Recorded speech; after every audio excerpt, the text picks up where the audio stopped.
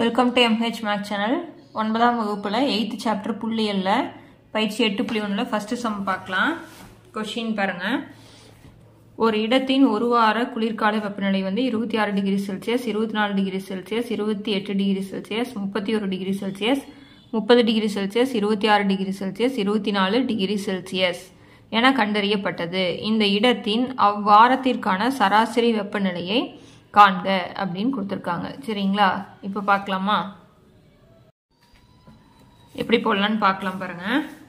அவங்க கேட்டிருக்கிறது சராசரி வெப்பநிலையை காண்க அப்படின்னு கொடுத்துருக்குறாங்க. இதெல்லாம் ஆல்ரெடி நம்ம பார்த்தது தான். நம்மளுக்கு சராசரி அப்படின்னா எக்ஸ் பார், சராசரினா X bar equal to sigma X by N. சராசரி எக்ஸ் பார், சராசரினா எக்ஸ் பார் அப்படின்னு சொல்லுவோம், equal to sigma X by N. இப்போ இதில் என்ன அப்படின்னா சிக்மா எக்ஸ் அப்படிங்கிறது இதனுடைய மதிப்பு எல்லாமே வந்து எக்ஸ் எக்ஸ் எக்ஸ் அப்படின்னா அதை எல்லாத்தையும் கூட்டணும். கீழே எண்ணுங்கிறது எத்தனை நம்பர் இருக்கோ அதனுடைய எண்ணிக்கை, அவ்வளோதான். சரிங்களா, இப்போ பாருங்கள் 26 இருக்கு, 24 இருக்கு, 28, 31, 30, 26, 24 இது எல்லாத்தையும் கூட்டி 1 2 3 4 5 6 7ஆல் வகுத்தோம்னா நம்மளுக்கு சராசரி கிடைச்சிரும். சரிங்களா, இப்போ இதை கூட்டுறோம். 6 4 10, 11, 19, 19, 23, 29, மீதி 2 4 6 8 11 3 14 15 16 17 18 189 எதால வகுக்கிறேன்? 7ஆல் வகுக்கிறேன். அப்படியே வகுக்கிறனாலும் வகுத்துக்கலாம், சைடில் போட்டு வகுக்கிறனாலும் வகுக்கலாம். 7 2 14, மீதி 4, இந்த 9 இறக்குறேன், 7 7 49. அப்புறம் நம்மளுக்கு என்னது 27. எல்லாமே டிகிரி செல்சியஸில் கொடுத்துருக்கறனால 27 டிகிரி செல்சியஸ் அப்படின்னு எழுதிக்கிறோம். அப்படின்னா இந்த வெப்பநிலைகளுடைய ஒரு வாரத்தினுடைய சராசரி வந்து நம்மளுக்கு எவ்வளவு? 27 டிகிரி செல்சியஸ். ஒவ்வொரு நாளும் இவ்வளோ வெப்பநிலை இருக்கு அப்படின்னா அந்த வாரத்துக்கான சராசரி அப்படின்னா இப்போ தோராயமாக பார்த்தீங்கன்னா 27 டிகிரி செல்சியஸ்லேயே வெப்பம் இருக்கு அப்படின்னு சொல்றாங்க. சரிங்களா, அடுத்த சம் பார்க்கலாம். செகண்ட் கொஸ்டின் பாருங்க. ஒரு குடும்பத்தில் உள்ள 4 நபர்களின் எடைகளின் சராசரி கொடுத்துட்டாங்க. அவர்களில் 3 எடைகள் 56 கிலோகிராம், 68 கிலோகிராம் மற்றும் 72 கிலோகிராம் எனில் 4ஆம் நபரின் எடையை காண்க. மொத்தம் அந்த வீட்டில் 4 பேர் இருக்கிறாங்க. அவங்கள எடையெல்லாம் கூட்டி 4ஆல் வகுத்தோம்னா நம்மளுக்கு எவ்வளோ வருது? 60 கிலோகிராம். 3 பேரோடைய எடையை கொடுத்துட்டாங்க. 4ஆவதா இருப்பார் இல்லைங்களா, அவரோட எடையை நம்ம கண்டுபிடிக்கணும். சரிங்களா, இப்போ நம்மளுக்கு சராசரிக்கு என்ன ஃபார்முலா? நம்மளுக்கு X bar equal to sigma X by N. X பார்ங்கிறது சராசரி, சராசரி தான் நம்மளுக்கு என்னன்னு சொல்லிட்டாங்க, 60ன்னு சொல்லிட்டாங்க. 4 பேர் அப்படிங்கிறத கீழே போட்டுக்கலாம். இப்போ அவங்களோட எடை வந்து 56, 68, 72. 4ஆவது நபர் தெரியாது இல்லையா, அதனால நம்ம என்னன்னு வச்சுக்கலாம், எக்ஸ்ன்னு வச்சுக்கிறோம். ஓகேங்களா, இப்போ இந்த வகுத்தில் இருக்கிறது இந்த சைட் போனால் என்னவா மாறிடும்? பெருக்கெலாம் மாறிடும். அப்படின்னா 60 × 4 போட்டுக்கலாம்.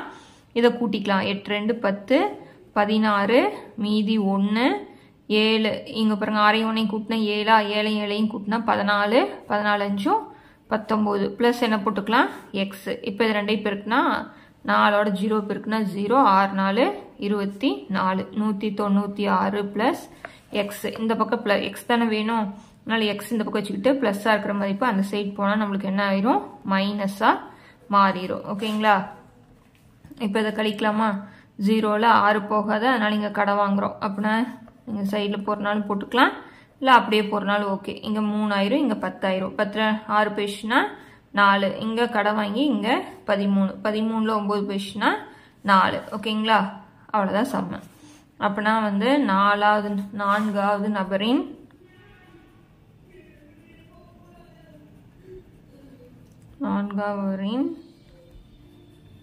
எடை வந்து 44 கிலோகிராம். ஓகேங்களா, அவ்வளோதான் சம்மு, வேற எதுவும் கிடையாது. சராசரி முதல் சம் வந்து என்ன பண்ணா, எல்லாத்தையும் கூட்டி 7ஆல் வகுத்தா சராசரி கிடைச்சிச்சு. இதில் சராசரி கொடுத்துட்டு 3 பேருக்கு எடை கொடுத்துட்டு 4ஆவது பேரோட எடையை கேட்குறாங்க. இப்படி தான் போடணும். ஓகேங்களா, அடுத்த சம் பார்க்கலாம். 3வது கொஸ்டின் பாருங்க. ஒரு வகுப்பில் கணித அலகு தேர்வில் 10 மாணவர்கள் 75 மதிப்பெண், 12 மாணவர்கள் 60 மதிப்பெண், 8 மாணவர்கள் 40 மதிப்பெண் மற்றும் 3 மாணவர்கள் 30 மதிப்பெண் பெற்றனர் எனில் மொத்தத்தில் சராசரி மதிப்பெண் என்ன? சரிங்களா? அதில் பாருங்கள், ஒரு கணித அளவு தேர்வில் 10 பேர் வந்து 75 மதிப்பெண், 10 பேர் வந்து 75 மார்க் வாங்கியிருக்காங்க, 12 பேர் வந்து 60, 8 பேர் வந்து 40, 3 பேர் வந்து 30. அப்படின்னா மொத்தத்தில் சராசரி மதிப்பெண் என்ன? முதல்ல எத்தனை மாணவர்கள் இருக்குன்னு இங்கே பாருங்கள், 10 மாணவர்கள், இங்கே 12, இங்கே 8, 3. அப்புறம் மொத்தம் எத்தனைன்னு பார்த்தோம்னா 10ஐயும் 12ஐயும் கூட்டினா 22, 8ஐயும் கூட்டினா 30, இங்கே 3 கூட்டினா 33 பேர். இப்போ 10 மாணவர்கள் 75னா 75ஐயும் 10ஐயும் பெருக்கணும்னா நம்மளுக்கு மொத்தம் எத்தனை மதிப்பெண் கிடைச்சோம்? அதே மாதிரி இங்கே போட்டுக்கலாம். சரிங்களா? இப்போ நான் இதை எழுதியிருக்கேன். இப்போ சராசரி தான் கேட்குறாங்க நம்மளுக்கு. எக்ஸ் பார் ஈக்குவல் டு என்ன எழுதலாம்? சிக்மா எக்ஸ் பை என். ஓகேங்களா? எக்ஸ் பார் போட்டுக்கிறேன். மொத்தம் எத்தனை பேருன்னு கூட்டினோம்? 30. பாருங்க, இதெல்லாமே மாணவர்கள் 33. இப்போ இதில் 10 × 75, ஏன்னா 10 பேர் வந்து 75 மார்க் வாங்கியிருக்காங்க. அது மாதிரி 12 பேர் வந்து 60. நீங்கள் 75ன்னு 10 தடவை போட்டு, 60 12 தடவை போட்டு, 40 8 தடவை போட்டு, 30 3 தடவை போட்டு கூட்டினாலும் இப்படி பெருக்கிறதும் ஈஸி தான். ஓகேங்களா? கூட்டலோட சுருக்கிய வடிவம் தான் பெருக்கல். அடுத்தது 8ஐயும் எதையும் பெருக்கிறோம்? 40ஐயும் பெருக்கிறோம். அடுத்தது 3ஐயும் 30ஐயும் பெருக்கிக்கிறோம். ஓகேங்களா? வரது எல்லாத்தையும் கூட்டி 33ஆல் வகுக்கிறோம். இப்போ 75ஐயும் 10ஐயும் கூட்டோம்னா 750. இப்போ 0 வந்துச்சுன்னா பெருக்கிறது ஈஸி. 6 12 எத்தனை நம்மளுக்கு? 72. இப்போ அடுத்தது 0 போட்டுக்கிறோம். 8 4 32. இதுலேயும் 0 போட்டுக்கிறோம். 3 9. ஓகேங்களா? இப்போ அடுத்தது 33 போட்டுட்டேன். இப்போ கீழே 33 போட்டுறேன். இப்போ கடைசியில் எல்லாமே 0 தான். இப்போ 10வது ஸ்தானத்தில் 9 10 11 12 13 13 5 18. மீதி இங்கே 3வது ஸ்தானம் இல்லை, அதனால் இங்கே போட்டுக்கிறேன். 3 1 4, 4 7ஐயும் கூட்டினா 11, 11ஐயும் 7ஐயும் கூட்டினோம்னா 18. ஓகேங்களா? இப்போ 1880 வருது. இதை 33ஆல் நம்ம என்ன பண்ண போகிறோம்? வகுக்க போகிறோம். வகுத்தோம்னா நம்மளுக்கு ஆன்சர் கிடைச்சிரும். 1880 33ஆல் வகுக்கிறீங்க. அப்படி போட்டோம்னா நம்ம 5 போட்டுக்கலாம். 3 15, மீதி 1, 3 15 1 16. இதுதான் அடங்கும். இப்போ 8ல் 5 போச்சுன்னா 3, இங்கே 8ல் 6 போச்சுன்னா 2. இப்போ 0 இறக்கிடுறோம். அடுத்தது போடும்போது நம்ம 6 போடுறோம். 6 3 18, மீதி 1, 6 3 18 1 19. சரிங்களா? இப்போ 0ல் 8 போகாது, இங்கே கடை வாங்கினா 22. இங்கே 10ல் 8 போயிடுச்சுன்னா 2. ஓகேங்களா? இப்போ இங்கே போகாது. 12ல் 9 போயிடுச்சுன்னா 3. இப்போ 32 அடங்காது. அப்படின்னா புள்ளி வச்சு நம்ம என்ன பண்ணுறோம்? 0 போட்டுக்கிறோம். 320.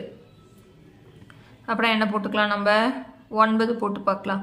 9 3 27, மீதி 2, 9 3 27, 28 29. பாருங்கள், 0ல் 7 போகாது, இங்கே கடை வாங்குறேன். 1 10, 10ல் 7 போயிடுச்சுன்னா 3. இங்கே கடை வாங்குறோம். 11ல் 9 போயிடுச்சுன்னா 2. இங்கே புள்ளி வச்சுன்னா நம்ம மறுபடியும் என்ன போட்டுக்கிறேன்? 0. இங்கே பாருங்கள், 230னா என்ன போட்டோம்? 6 போட்டோம். ஓகேங்களா? அப்புறம் என்ன எழுதிக்கலாம்? X bar equal to 56.96. ஓகேங்களா? புள்ளிக்கு அப்புறம் 2 ஸ்தானம். இன்னொரு ஸ்தானம் நீங்கள் கண்டுபிடிச்சிங்கன்னா 1 வச்சு கூட்டிக்கிட்டாலும் ஓகே. அதாவது அடுத்தது வரது பாருங்கள், 198 வரும், 320 வரும். 320னா நீங்கள் என்ன போடுவீங்க? 9 போடுறீங்க. ஓகேங்களா? இப்போ 5 5க்கு மேலே இருக்கிறனால நம்ம இதில் எப்படி எழுதலாம்? 56.97 அப்படின்னு எழுதினாலும் ஓகே, 9 6ன்னு எழுதினாலும் சரிதான். ஓகேங்களா?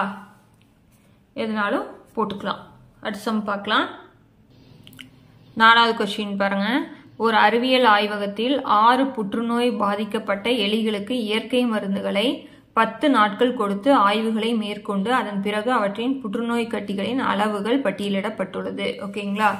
மதிப்பெண்கள் கொடுத்துருக்காங்க பாரு. அதாவது ஃபர்ஸ்ட் எலி வந்து புற்றுநோய் கட்டியின் அளவு 145, 2வது எலியினுடைய கட்டியினோட அளவு 148. இது மாதிரி 6 எலியினுடைய கட்டிகளின் அளவை கொடுத்துட்டாங்க. புற்றுநோய் கட்டிகளின் சராசரி அளவை கண்டுபிடிக்கணும். ஓகேங்களா?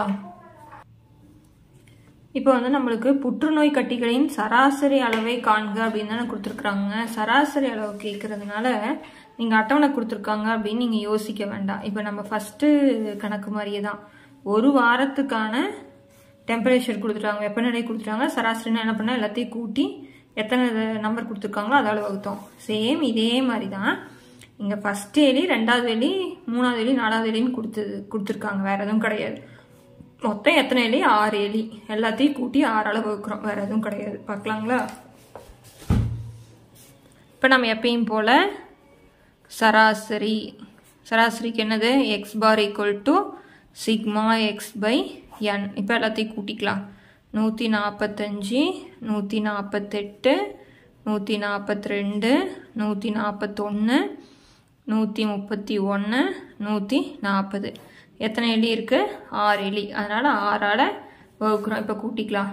9 10 12 12 8 கூட்டினா 20 25 மீதி 2 4 2 6 6 3 9 9 4 13 4 17 21 25 மீதி 2 2 3 4 5 6 7 8. உங்களுக்கு என்ன வந்துச்சு? 855. 855 எதால் வகுக்கிறோம்? 6ஆல். அப்படின்னா என்ன வகுக்கலாம்? 1 6 6 மீதி 2. இப்போ 25 போட்டுக்கிறோம். 4 6 24 மீதி 1. 5 இறக்குறேன். 2 6 12 மீதி 3. புள்ளி வச்சுட்டு இறக்கிறதுக்கு எதுவுமே இல்லாமல் புள்ளி வைக்கிறேன். 30னா 5 6 30. ஓகேங்களா? அப்படின்னா புற்றுநோய் கட்டிகளின் சராசரி எவ்வளவு? 142.5. அவங்க கொடுத்துருக்கிறது மில்லிமீட்டரில் கொடுத்துருக்குறாங்க. ஓகேங்களா? மில்லிமீட்டர் கியூப்பில் கொடுத்துருக்குறாங்க. அப்படின்னா இதுதான் நம்மளுக்கு அந்த எலிகளுடைய புற்றுநோய் கட்டிகளின் சராசரி. ஓகேங்களா? எல்லாத்தையும் கூட்டி எத்தனை நம்பர் கொடுத்துருக்காங்களோ அதால் வகுத்துக்கிறோம். வேறு எதுவும் கிடையாது. ஓகேங்களா? அடுத்த சம் என்னென்னா, நம்ம வந்து அட்டவணையில் கொடுத்துருக்காங்க, பிரிவு இடைவெளி கொடுத்துருக்காங்க, அதை வச்சு பார்க்கலாம். ஸோ இந்த சம்மோட இந்த வீடியோ முடிச்சுக்கிறேன். அடுத்தடுத்த சம்ஸ் பார்க்கணும். சேனலை சப்ஸ்கிரைப் பண்ணிக்கோங்க. தேங்க்யூ.